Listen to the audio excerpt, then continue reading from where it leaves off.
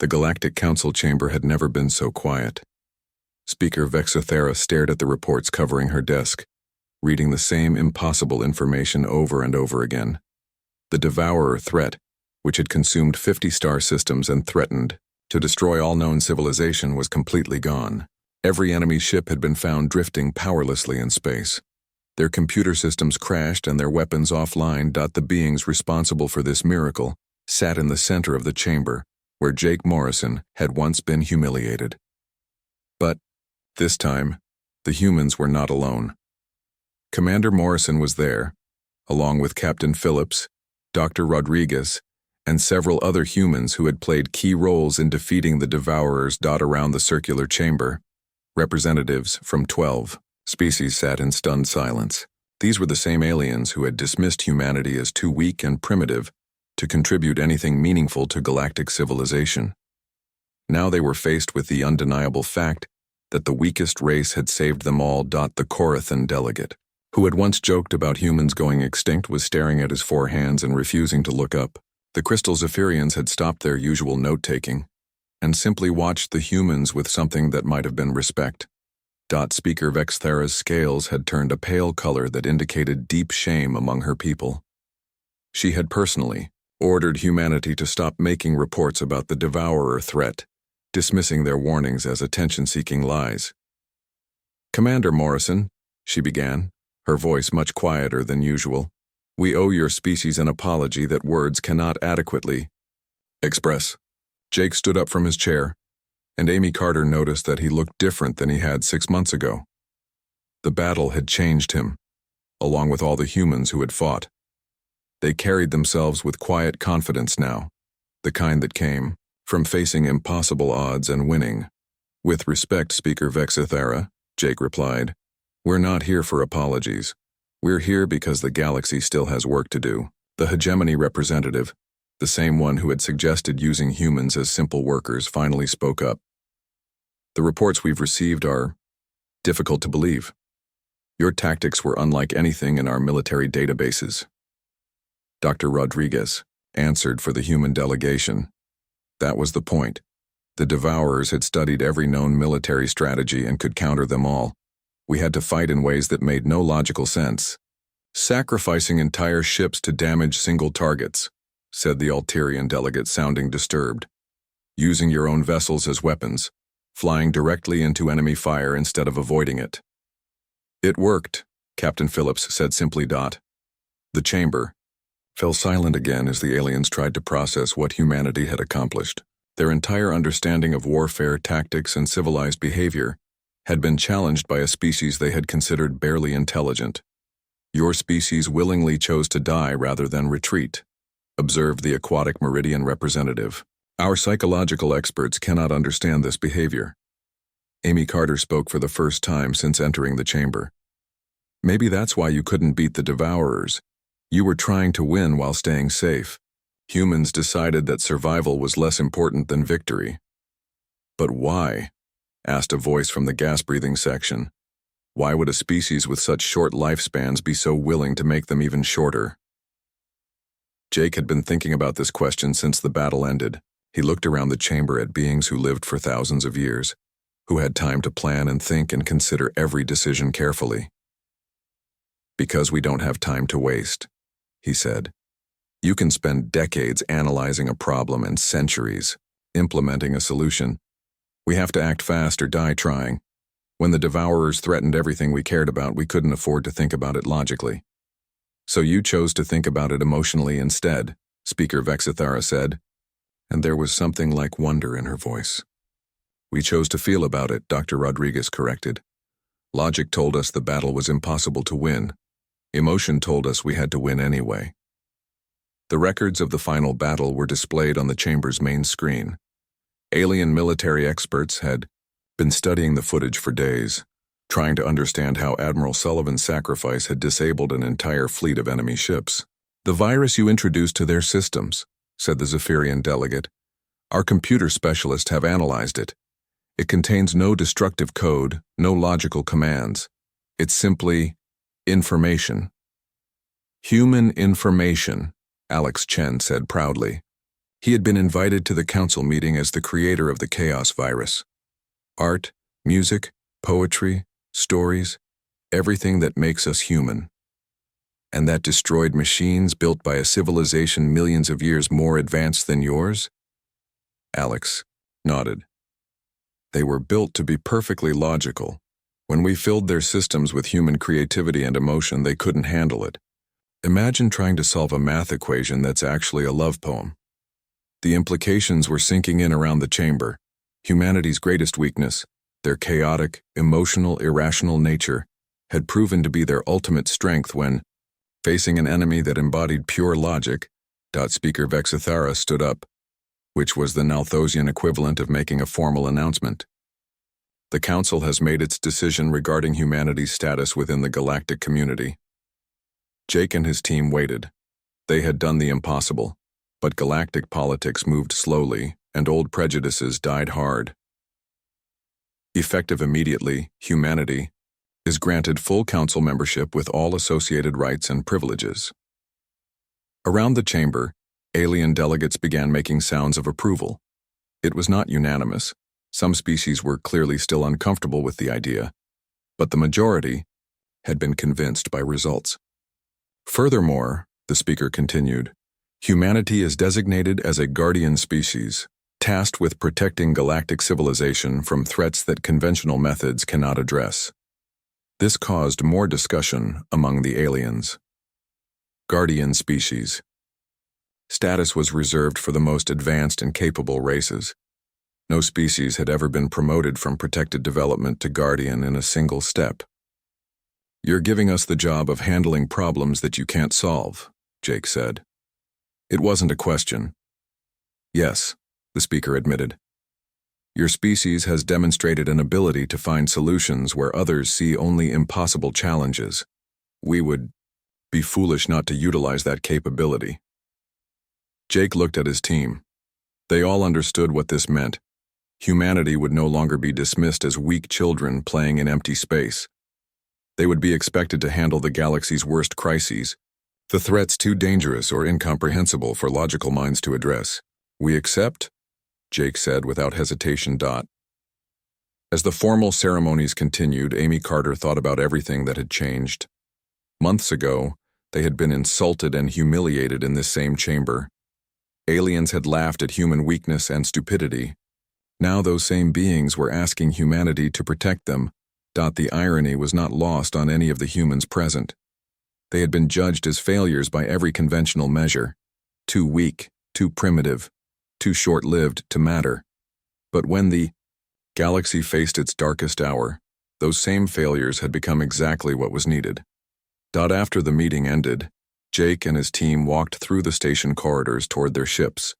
Other beings they passed no longer ignored them or spoke to them like children.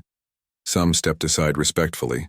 Others nodded in acknowledgement of what humanity had accomplished.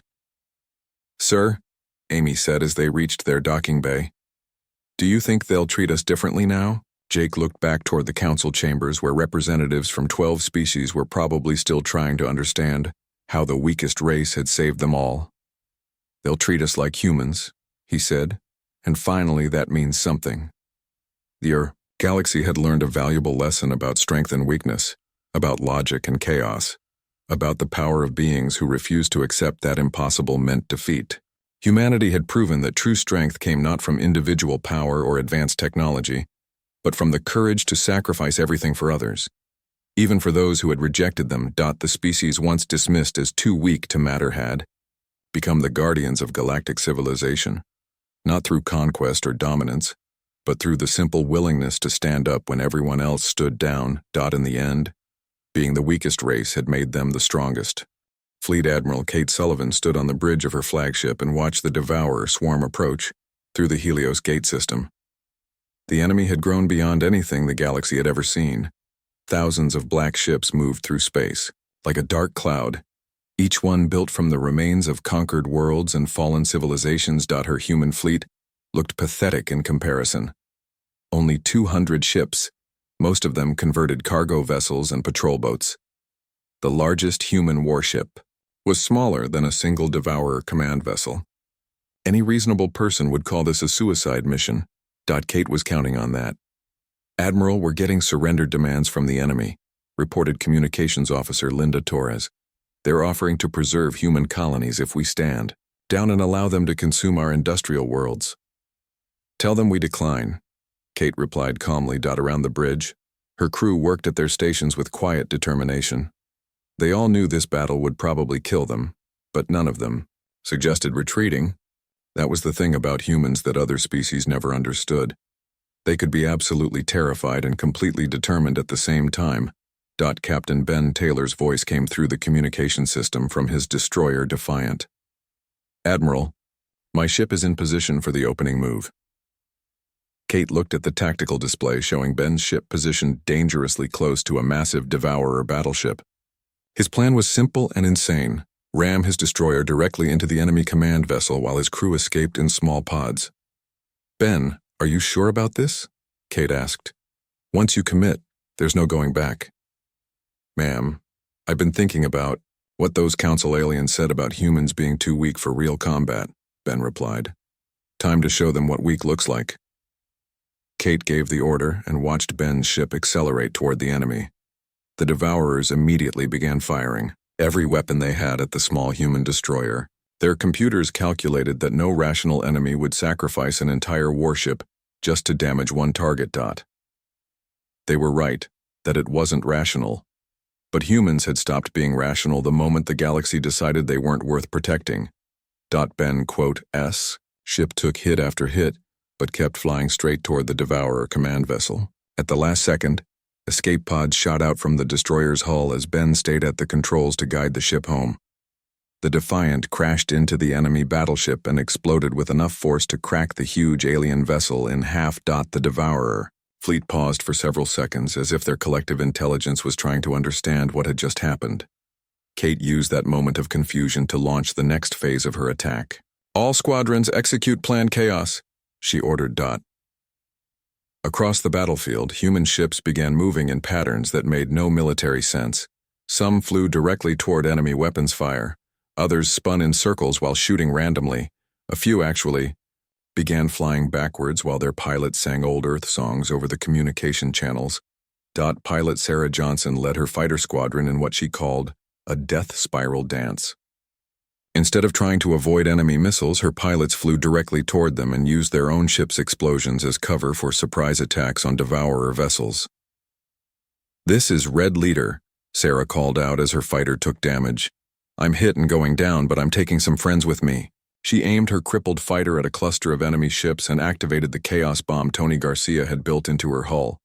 The device filled the area with recordings of human children laughing, classical music, and random poetry.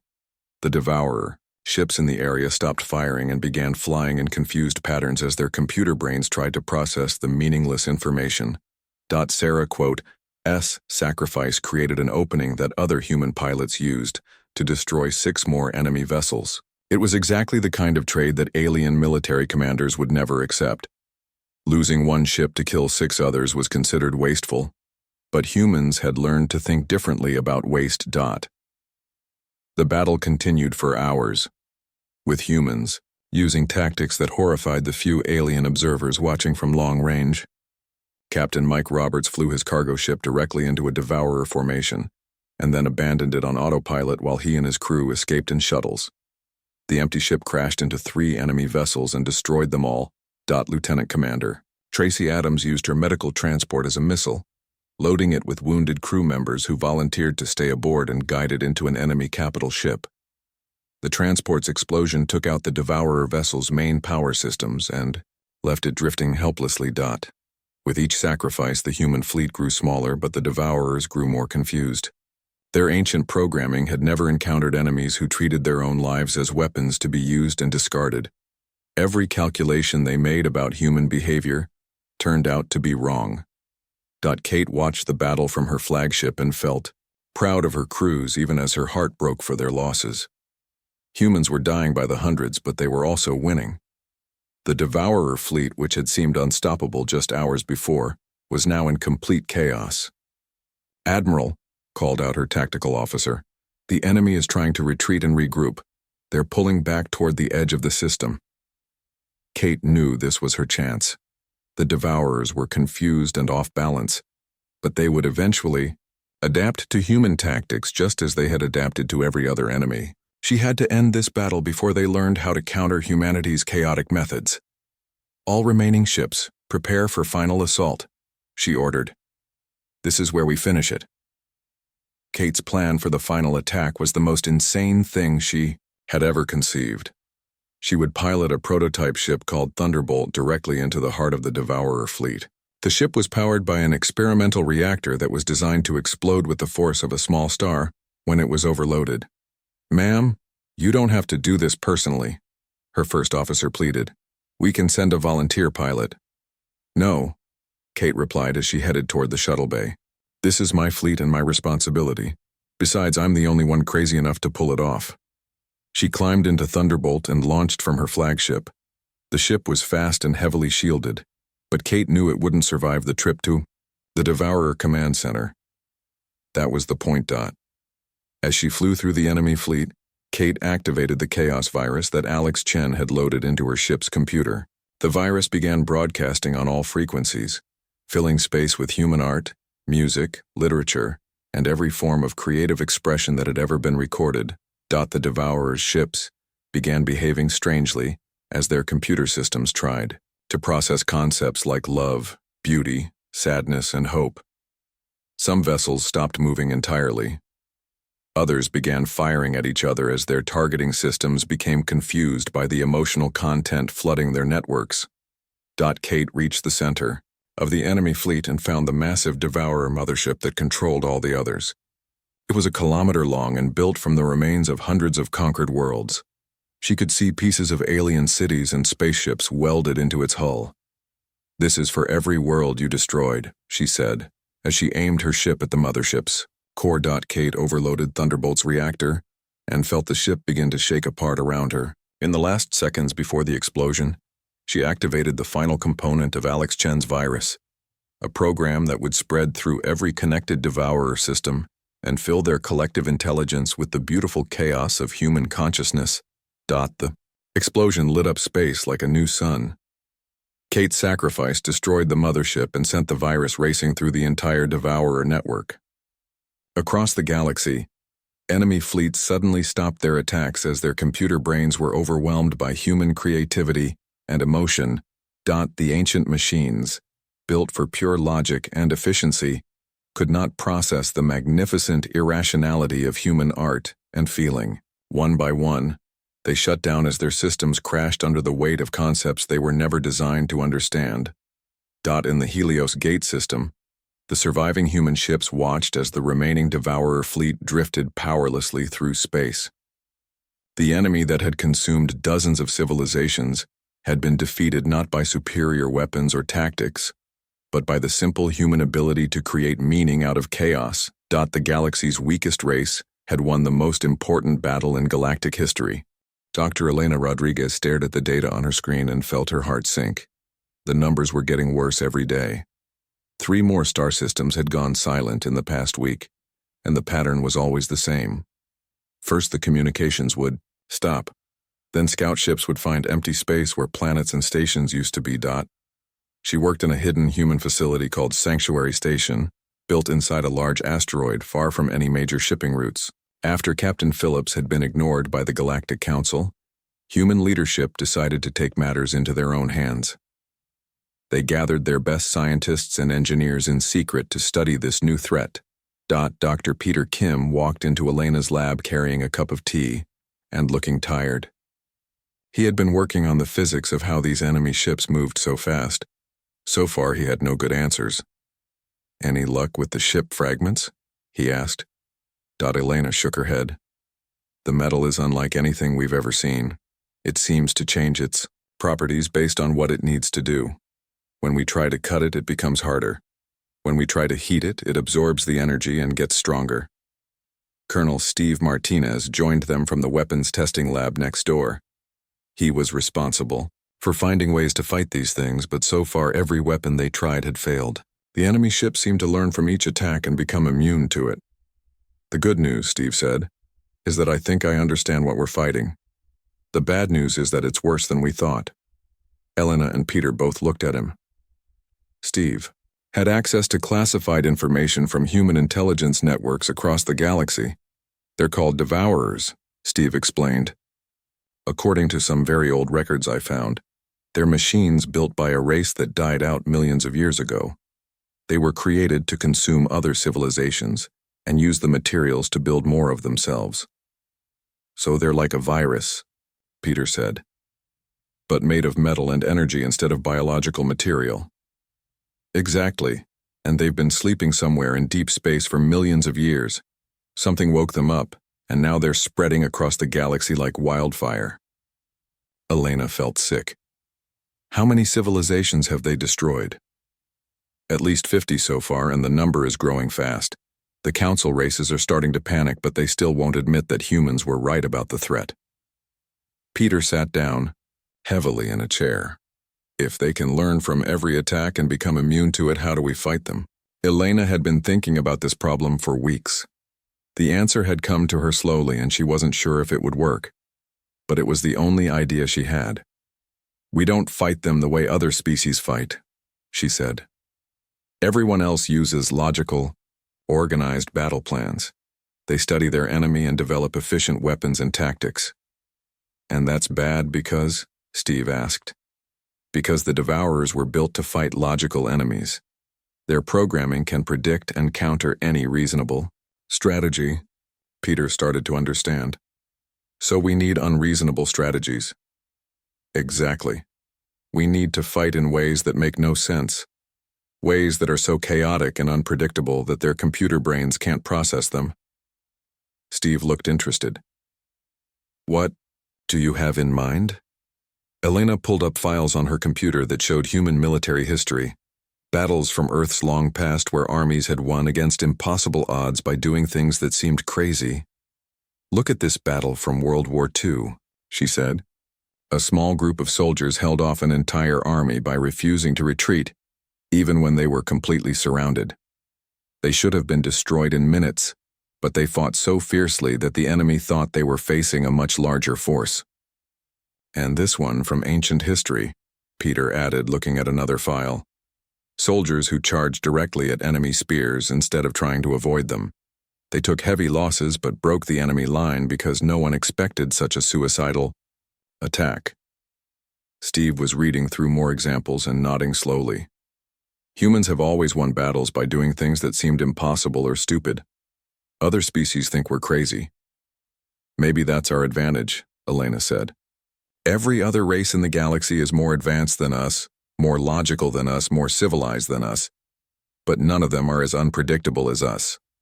Over the next few weeks, Elena's team worked with engineers and military specialists to develop new weapons and tactics. Everything they created went against normal rules of warfare. Tony Garcia, their best ship engineer, designed vessels that were meant to be destroyed. Instead of trying to build ships that could survive battle, he created ships that would do maximum damage when they exploded. The weapons were built into the hull so that when the ship was destroyed, it would take as many enemies as possible with it. Other engineers developed weapons that hurt the user as much as the enemy. Bombs that damaged your own ship when you used them. Missiles that had to be fired from very close range, putting the shooter in danger. The alien advisors who were supposed to help humanity were horrified by these designs. Analthosian weapons, expert called them barbaric and wasteful. An Alterian tactical analyst said they showed complete disregard for logical military doctrine. But Elena knew that was exactly the point. The Devourers would expect logical weapons and sensible tactics. They would not expect enemies who were willing to destroy themselves to win. The real breakthrough came when Tony created something he called a chaos bomb. Instead of causing physical damage, it sent out random signals that had no pattern or purpose.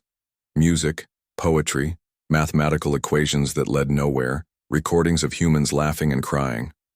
What's it supposed to do? Steve asked when Tony demonstrated the device. I'm not sure, Tony admitted.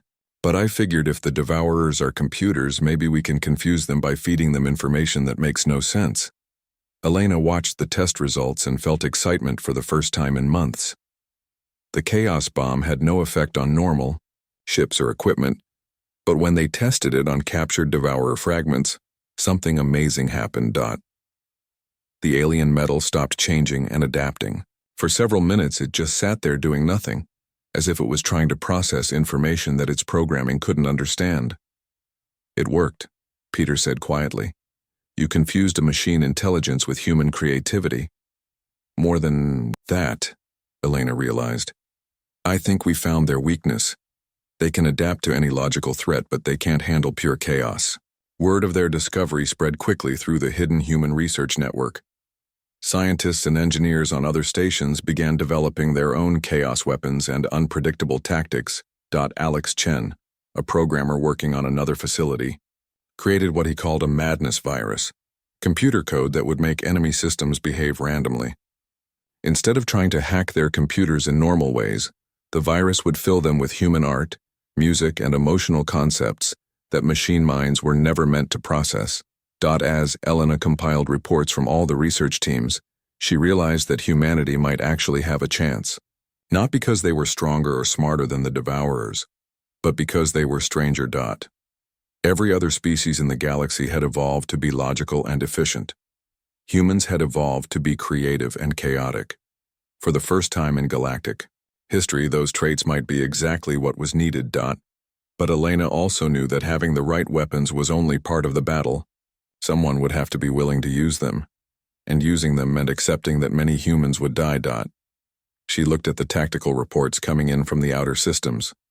The Devourers were spreading faster now, consuming entire planets in days instead of weeks. Soon they would reach the core worlds where billions of aliens lived.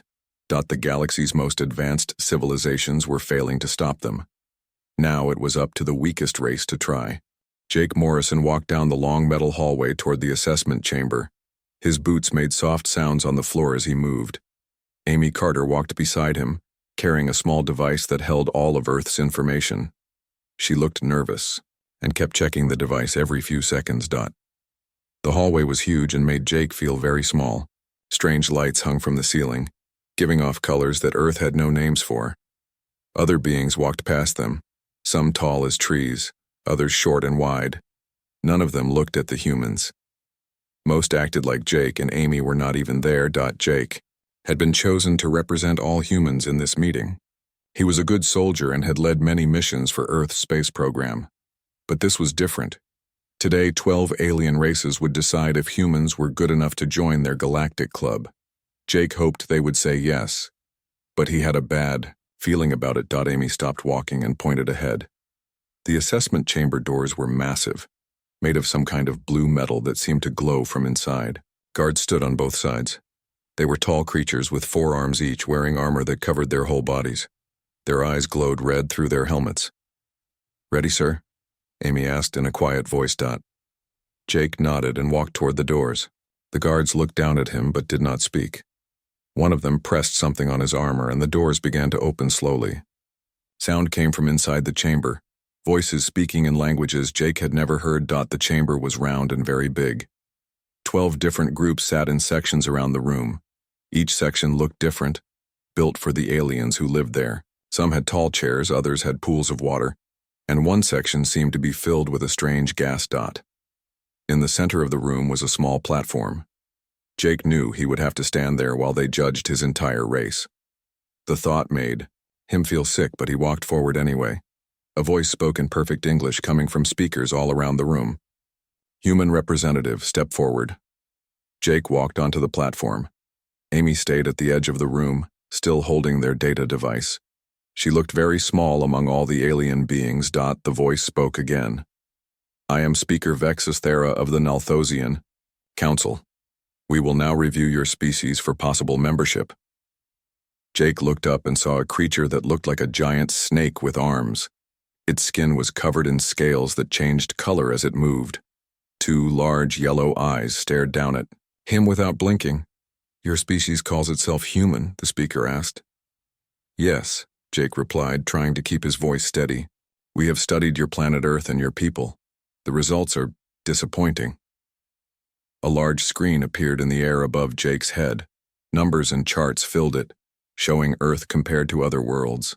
Every number was low, very low.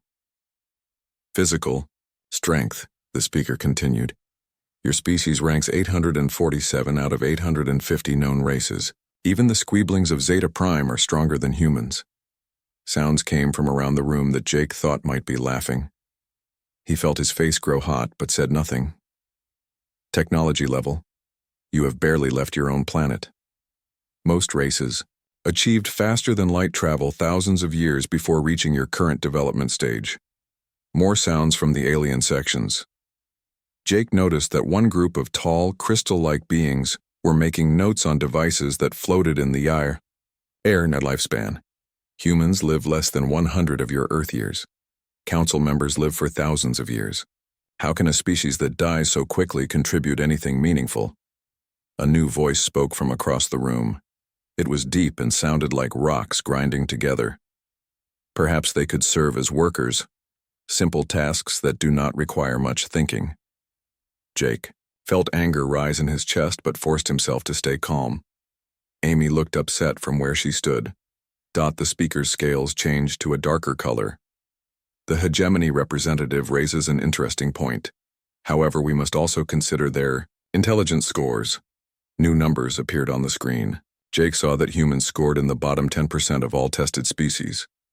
They show promise in some areas, said a musical voice from the water section. Their creativity scores are unusual, though we are not sure why that matters. Creativity does not build starships or solve galactic problems, replied the deep voice from before. Speaker Vexthara raised one of her arms. We have discussed this matter extensively. Our decision is as follows. Humans will receive protected developing species status. You will be assigned to the Outer Rim territories where you can grow and learn under our guidance. Jake knew this was not good news, but he tried not to show it. What does that mean exactly? It means your species is not ready for real membership. You will be given simple tasks to help you develop. Perhaps in a few hundred years you might qualify for basic membership. Like children, said the musical voice, who need adults to watch them. Jake felt his hands make fists at his sides. Around the room, the alien beings seemed to find this very funny. Some made sounds that were clearly laughing. Others just stared at him like he was some kind of strange animal. You will patrol empty space sectors and help with basic supply runs, the speaker explained. Nothing important or dangerous. We must protect developing species from harm. We understand, Jake said, though he did not like it at all. Your ship assignments will be sent to you shortly. Council dismissed. Jake and Amy walked back through the long hallway in silence. Other beings passed them, but now Jake noticed they were all looking. Word had spread quickly about the new weak species that could barely do simple jobs. As they reached their small ship, Amy finally spoke. Sir, they treated us like we were stupid children. Jake looked back toward the massive station where the Council met. Somewhere in there, aliens were probably still laughing about the pathetic humans who thought they could join the galactic community. Maybe they're right, Jake said quietly. But maybe they'll find out they're wrong. Captain Ryan Phillips stood on the bridge of his cargo ship New Horizon and looked out at empty space. 6 months had passed since the council meeting, and life had been exactly as boring as they promised. His crew moved supplies between small stations and carried messages that no one cared about. The most exciting thing they had done was fix a broken water recycler on mining station. 7. Lisa Brooks, his chief engineer, walked onto the bridge carrying a cup of coffee. She was good at her job but looked tired all the time now. Everyone did. Flying cargo runs in empty space was not what any of them had dreamed about when they joined the space program. Any word from command? She asked. Ryan shook his head. Same as always. Pick up supplies at Station 12, deliver to Station 18, repeat, forever. Danny Walsh, their communications officer, looked up from his station. He was young and still believed things might get better, but even he was starting to lose hope. I keep hearing chatter from other ships about some kind of research project in Sector 9. Sounds more interesting than what we're doing. Forget it, Lisa said. Interesting jobs are for real species, not for the children playing in the backyard. Ryan hated hearing his crew talk like that, but he understood. Every time they docked at a station, the aliens there treated them like they were too stupid to understand basic instructions. Station masters spoke to them slowly and used simple words. Other species crews ignored them completely. Danny, quote, S communication. Board started making noise. All three humans looked at it with surprise. They never got calls unless someone needed them to move boxes from one place to another. It's a distress signal, Danny said, his voice getting excited for the first time in weeks, coming from Sector 9. Ryan moved to Danny's station and read the message. Outpost 7 is calling for help. They say something has gone wrong with their research and they need immediate assistance. Lisa put down her coffee cup. Isn't Outpost 7 that Nalthosian dark matter research station? The one with all the smart scientists? That's the one, Ryan confirmed. They're saying their entire team has gone silent and their automated systems are showing critical failures. Danny was already working on his communications equipment. Should I contact Galactic Authority and report it? Ryan thought about it. Standing orders were clear. If they found anything important, they should report it to their alien supervisors and wait for instructions. But something felt wrong about this situation. Send the message, he decided, but also set course for Outpost 7. We're the closest ship. Lisa looked surprised. Sir, we don't have authorization to respond to distress calls. That's for real military ships, not cargo haulers. Since when do cargo haulers get distress calls from research stations? Ryan asked. Something's not right. Here. They sent their report to Galactic Authority and waited. 2 hours later, they got a response that made Ryan angry. The authority said they had reviewed the situation and determined it was not serious enough to send a rescue ship. Outpost 7 was told to fix their problems themselves or abandon the station. They're not even going to check, Danny asked. What if people are hurt or dying? Nalthosians are tough, Lisa said, but she didn't sound like she believed it. Maybe. They really can handle it themselves. Ryan stared at the message on his screen. Something in his gut told him this was wrong. The authority was known for being careful about everything, but they were ignoring a distress call from one of their own research teams. Set course for Outpost 7, he ordered. Sir? Lisa asked. We don't have orders to. I'm giving the orders, Ryan interrupted. We're going to check on them. The trip to Outpost 7 took 4 hours. As they got closer, Danny tried to contact the station but got no response. The automated systems were still broadcasting distress signals, but no one answered when they called. I'm picking up some kind of energy readings, Danny reported. Very strange stuff like nothing I've seen before. Ryan looked at his screens and saw Outpost 7 ahead. The research station was huge, built around a series of connected platforms that could house hundreds of scientists, but something was very wrong with it. Parts of the station are missing, Lisa said in a quiet voice. She was right.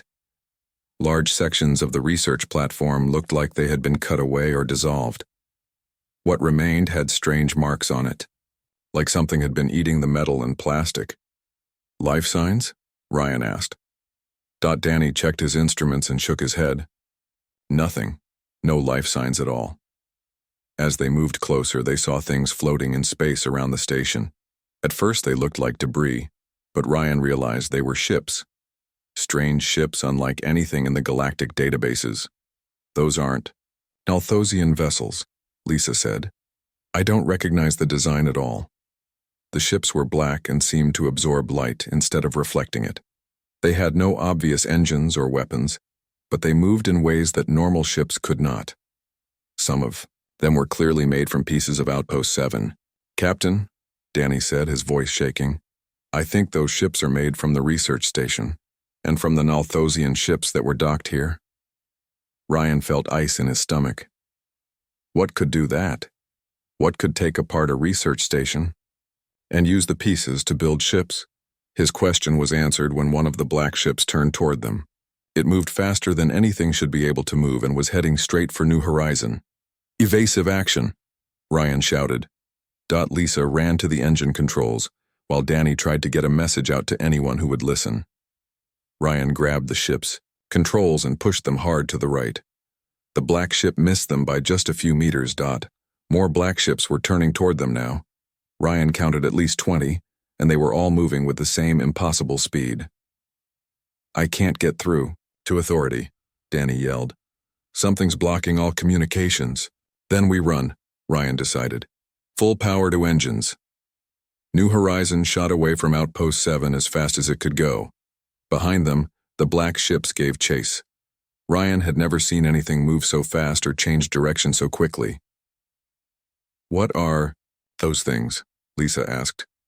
I don't know, Ryan replied, but they just destroyed an entire research station and everyone on it, and now they're chasing us. The chase continued for an hour. Every time Ryan thought they had lost the black ships, more would appear from nowhere. It was like they could predict where New Horizon would go. Finally, they reached the edge of human patrol space. The black ship stopped following and turned back toward Sector 9. Ryan and his crew watched them go, breathing heavily and trying to understand what they had seen. We have to report this, Danny said. Report what? Lisa asked. That we violated orders and found some kind of monster ships that eat space stations? Ryan was already thinking about what to say. We report exactly what happened. A research station was destroyed and everyone on it was killed. These things, whatever they are dangerous. They sent their report to Galactic Authority and waited. When the response came back, Ryan could hardly believe it. The message was from Speaker Vexathera herself. It told them to stop making up stories to get attention and return to their assigned duties immediately. Any further reports of imaginary threats would result in humans losing their protected species status entirely. Ryan looked at his crew. They all had the same expression of shock and anger. They don't believe us, Danny said. They think we're lying to make ourselves seem important. Lisa added. Ryan made a decision that would change everything. Then we handle this ourselves.